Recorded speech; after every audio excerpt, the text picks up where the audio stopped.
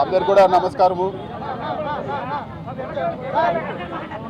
నా bail petition court పరిధిలో ఉన్నందువలన అన్ని విషయాలు కూడా ఈరోజు విచారణ జరిగిన విషయాలు కానీ కేసు గురించి కానీ నేను పూర్తిగా మాట్లాడలేను.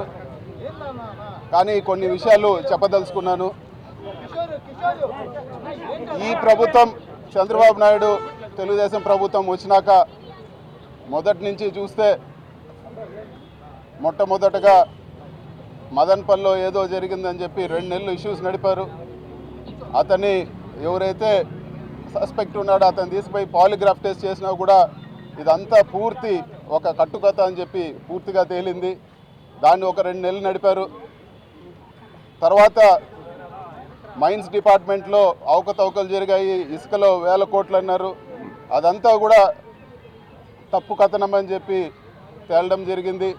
అదేవిధంగా మైన్స్ 100 మైన్స్ అనేక్రాంతం చేశారని తప్పుడు ఆరోపణలు చేశారు. ఏ ఒక్కటి కూడా ఇప్పటి వరకు ప్రూవ్ చేయలేదు. అదేవిధంగా మళ్ళీ కొన్ని రోజులకి ఫారెస్ట్ ల్యాండ్ మా సొంత ల్యాండ్ అని పేపర్లు చూపించినా కూడా ఇది ఫారెస్ట్ ల్యాండ్, దీన్ని ఆక్రమించారన్నారు. మేము కోర్టుకు పోతే మళ్ళీ అదంతా కూడా కరెక్ట్గానే ఉందని చెప్పి కోర్టుకు వాళ్ళు సబ్మిట్ చేయడం జరిగింది. భూములు ఆక్రమించామని చెప్పి తప్పుడు కేసు పెట్టినారు. ఏ ఒక్కటి కూడా ఇప్పటి వరకు ప్రూవ్ చేయలేదు.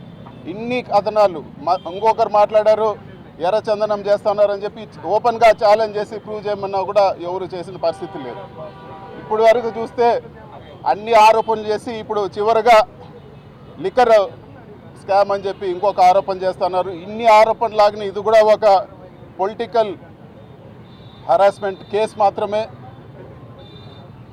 ఒకటైతే వాస్తవము, ఇప్పుడు వరకు రాష్ట్రంలో ఉండే అన్ని ఏవేవైతే ఒక డ్రగ్స్ కేసు, ఒక హ్యూమన్ ట్రాఫికింగ్ తప్పితే అన్ని రకాల కేసులు ఇప్పటి వరకు పెట్టారు. ఒకటే నేను చెప్పదలుచుకున్నాను, కోర్టు పరిధిలో ఉంది కాబట్టి పూర్తి వివరాలు చెప్పలేను. ఇది పూర్తి తప్పుడు కేసు.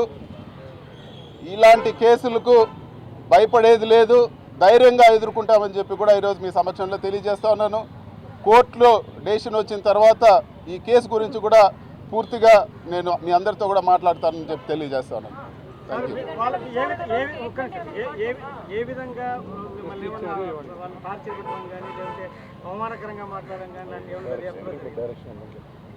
ఇది కోర్టు పరిధిలో ఉంది. ఈరోజు జరిగిన